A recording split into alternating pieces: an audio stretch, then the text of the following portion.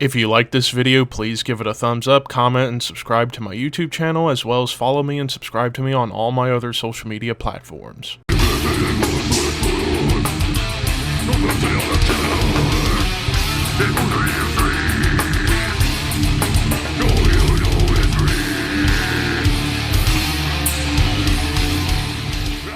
What's up, Thrashers, and welcome back once again to the Thrash Maniac 99 YouTube channel, and I am back with the penultimate review I am doing this year. After this, there's only one review left to go. Holy crap, I've done a lot of reviews this year, probably more than any year that I've done. But today I'm going to be talking about a debut album, and this is Temple of Scorn with Funeral Altar Epiphanies. This also comes out on November 24th, this time on Transcending Obscurity. And I wanted to go over this because, well, debut, it's death metal from Denmark, but also I noticed that this is somewhat of a supergroup because you have members of bands like Arcane Order, Invocator, even a live member of Volbeat, and one of the guitarists from the band Beast or Based. Can somebody clarify how that band name is pronounced? Is it Beast or is it Based? I need to know, but I digress. So yeah, pretty much as I was going through this album, this is just some nasty, eerie, old-school death metal, but with a very creepy atmosphere going on. After you get through the opening intro, you get into the true opening track, Burden of Decline, and you're immediately met with gross tremolo riffs that feel more like Hate Eternal. Like, there's little increments of Hate Eternal that kind of pops up here and there on some of these songs. But you get some awesome triplet chugs, and triplet chugs is one key ingredient that you're going to get on this entire album. Well, maybe not every track, but for the most part you get some triplet chugs going on. But the breakdowns that you're going to get, which start on this track, feel closer to Death Doom breakdowns than anything else, so they kind of do bring in a little bit of a Death Doom influence into this album. But the atmosphere, again, it is just creepy and, dare I say, close to terrifying at times.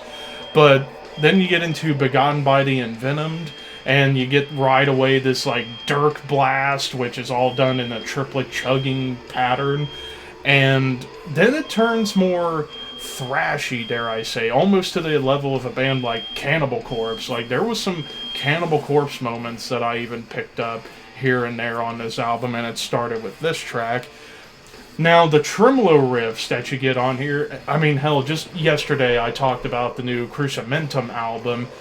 This album's a little similar to Crucimentum when it comes down to these tremolo riffs, where they're more creepy and apocalyptic and disgusting sounding.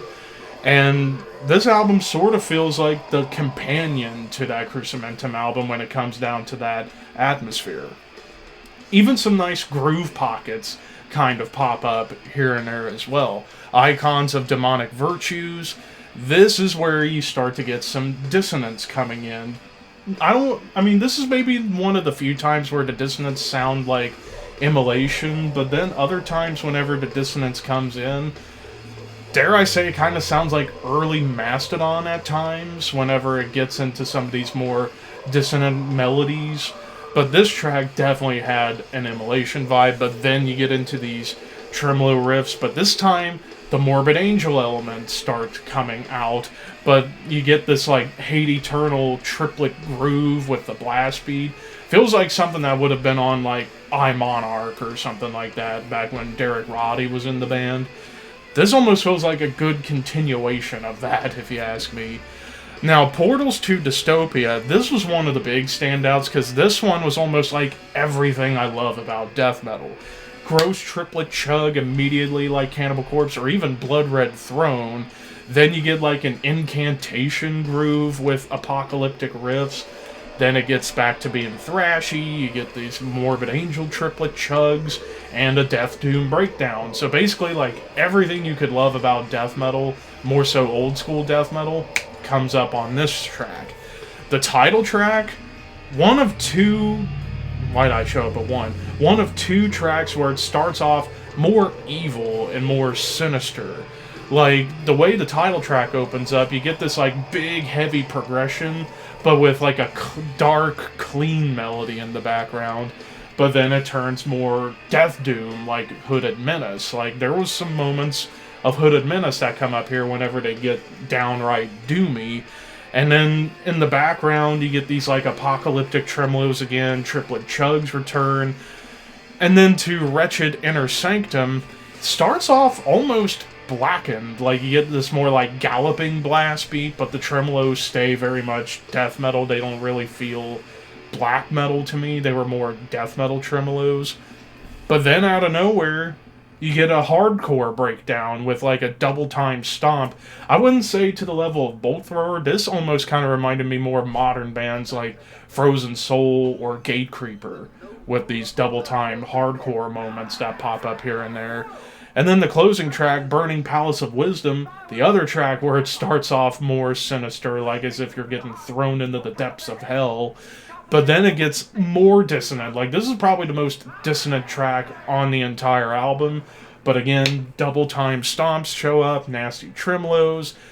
Gets almost hardcore once again, but then you end on a more Death Doom note. So it ends at one of the slowest points you could think of across the board on this album.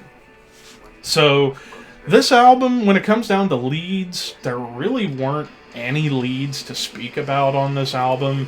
The drum performance, I will say, was quite fantastic. These riffs, again, kind of similar to the Crucimentum album, they might go into the well of tremolo riffs a little bit too much, and they might feel a bit indistinct, but they're able to change them up every once in a while and add in either the triplet chugs, or get flat out doomy, or even thrashy, so they kind of cover all the basis almost of old school death metal in just this first debut effort that they're putting out. Production wise, it sounds nasty and gross, which is perfect. Really, as far as any complaints I could have, is like I said, they might rely on tremolos and maybe even triplet chugs quite a bit on here, and it might feel a bit formulaic, but it's a formula that I like. So overall, I'm going to give this 8.5 out of 10. I thought this was a really good debut, definitely showcasing promise immediately for this new Danish death metal institution.